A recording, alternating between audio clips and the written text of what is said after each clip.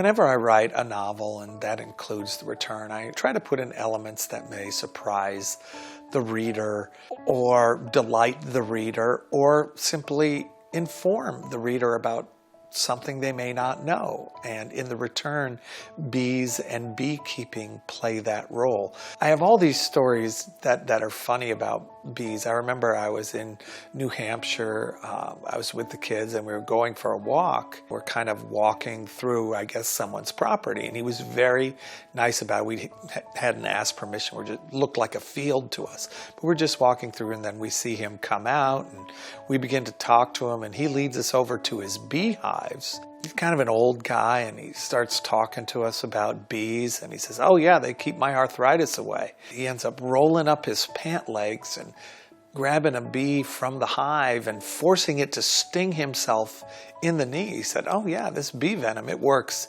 really well for arthritis.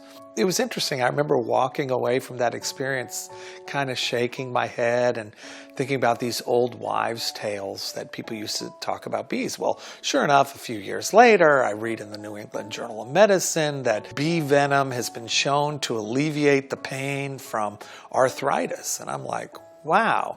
And of course that triggered more reading, and then I've had the opportunity to visit beehives in various places and learn how bees function. And the more you learn about the way bees live, the more interesting these little critters become. I remember one time, and of course this ends up being a scene in the book, a beekeeper, he grabbed a bee from the hive and he started to antagonize it, and it began to try to sting him right through his nail, his thumbnail, and it was just trying to sting. And he said, now watch this.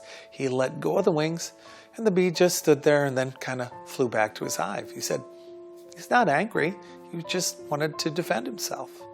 And I was thinking, wow, that's really neat. They don't even hold a grudge, you know. They do all this, and we take their honey out of their hives, and they're just such nice critters, I guess. And so in my novel, The Return, the grandfather who's passed away was a beekeeper, and when Trevor goes to the house, he becomes the temporary beekeeper.